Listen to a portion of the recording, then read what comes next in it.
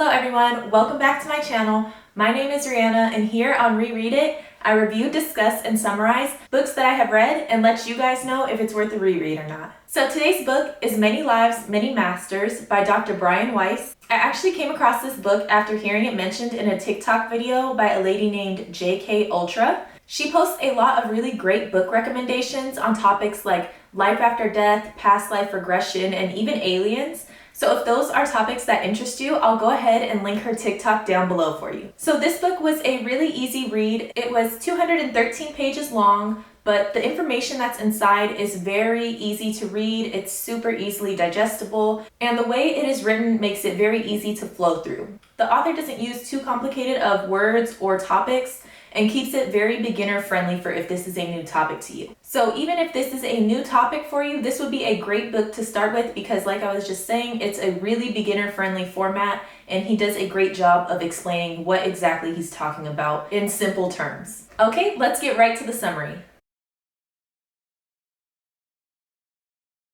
So this book takes place in the 1980s and it starts off with Dr. Weiss explaining how he met his patient, Catherine. Dr. Weiss is actually a psychologist and he had a lot of experience in his field and he was also highly respected by others. So his client Catherine comes into his office seeking treatment for her anxiety, phobias, and panic attacks. She's had these happening since she was a young child and she's currently 27 years old when she meets Dr. Weiss. In his work, Dr. Weiss sometimes used hypnosis to help treat patients so that they could overcome their anxiety and phobias. This is when he had a breakthrough in something he has never experienced before with his patient Catherine. In one of their sessions, Catherine began talking about a past life that she had lived and the memories are vivid for her. And it turned out that some of the memories she was describing from her past life actually were affecting her current life that she's living now. At the time that this was happening, past life regression and methods for doing it weren't very popular or heard of.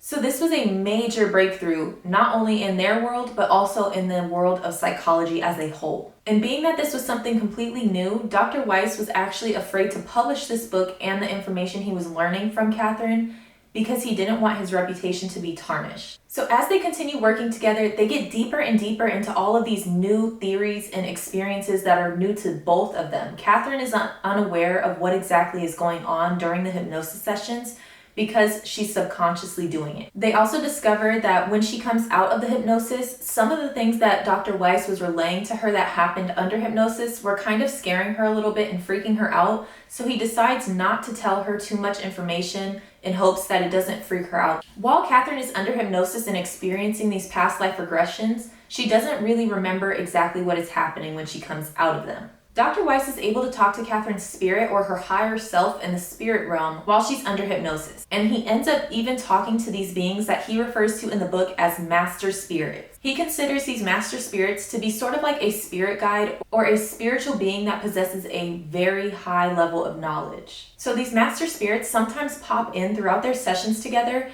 and they actually speak through Catherine to Dr. Weiss. And Dr. Weiss ends up discovering that some of the messages that they're sending aren't actually for Catherine, they're for him. So as you can imagine, this entire experience is just mind-blowing for both of them, but especially Dr. Weiss because he's getting the first-hand experience while also discovering completely new things to both of them. Now for some people, this master spirit that I'm talking about may sound a little scary or like it could be somewhat of a possession in a sense.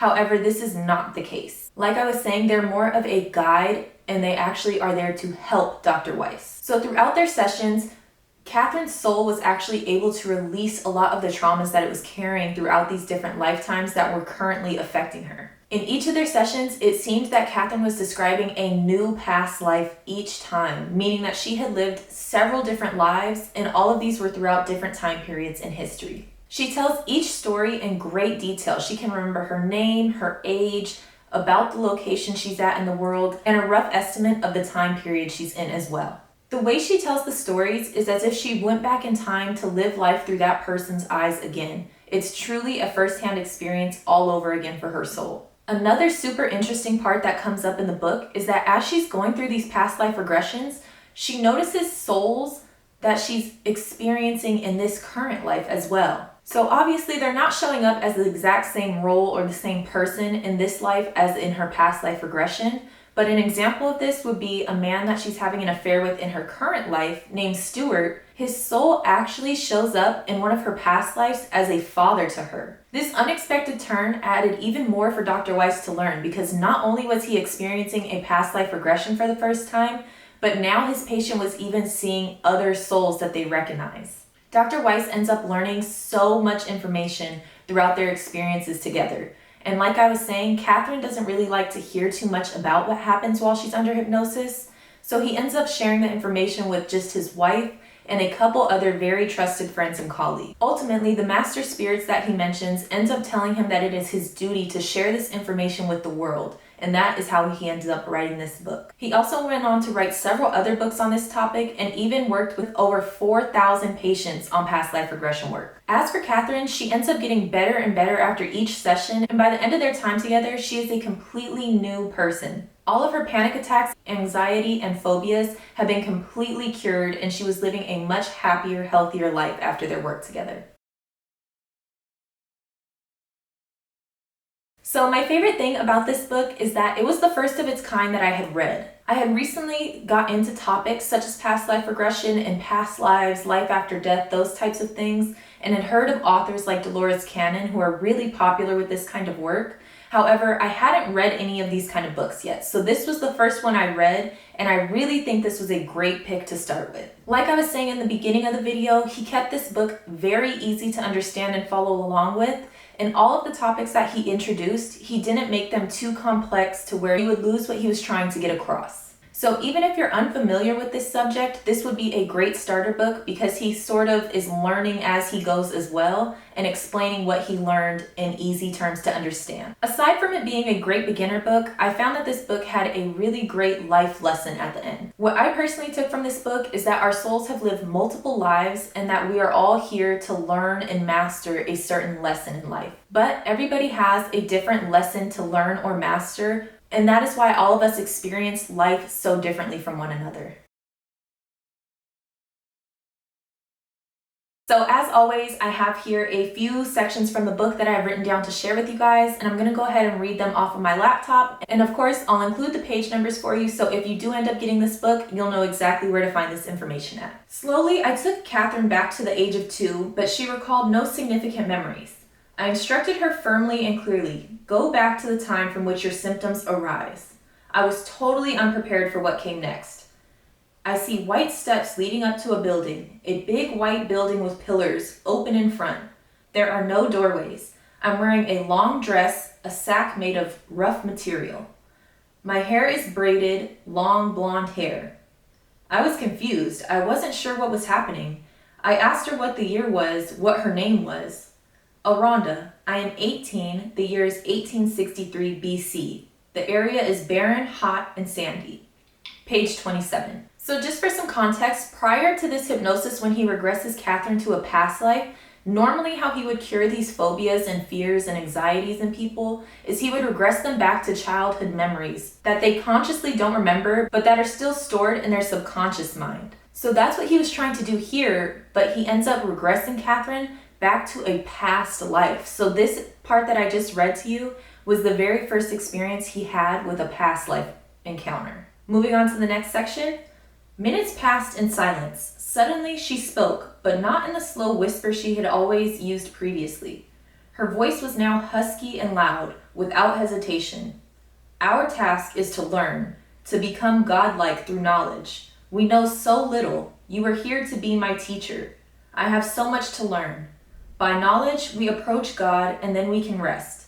Then we come back to teach and help others. I was speechless. Here was a lesson from after her death, from the in-between state. This did not sound at all like Catherine. At that moment, I did not realize, although Catherine had uttered the words, she had not originated the thoughts. She was relaying what was being said to her. She later identified the masters, highly evolved souls presently in body, as the source.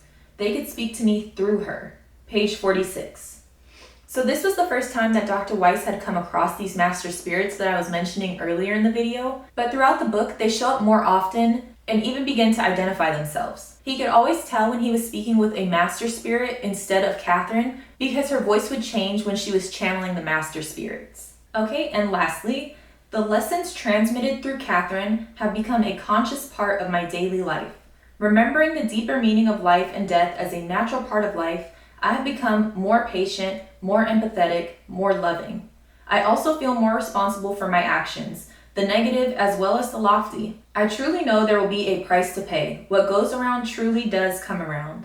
And that's from page 208. So I really liked the last chapter of this book because he sort of goes more in depth into his experience and what exactly he took from all of this. The life lessons that he shares in this passage are some that we should all understand, learn, and accept as part of our lives. What goes around comes around is one that a lot of people are familiar with as karma. However, acceptance of death is one that many people do struggle with. I find that books like this one really help to ease the fear of death because, as he's explaining in this book, we come back and live multiple lives and we see the people that we love the most throughout our lives as well. Okay, you guys, that is it for today's video. I really hope you enjoyed it. If this was something that piqued your interest, I hope that you look into it a bit further and even read books like this one. Overall, Many Lives, Many Masters was a great book and I would definitely reread this one again. Please leave me your book recommendations down in the comment section below. Don't forget to subscribe before you leave and I'll see you in the next video. Bye!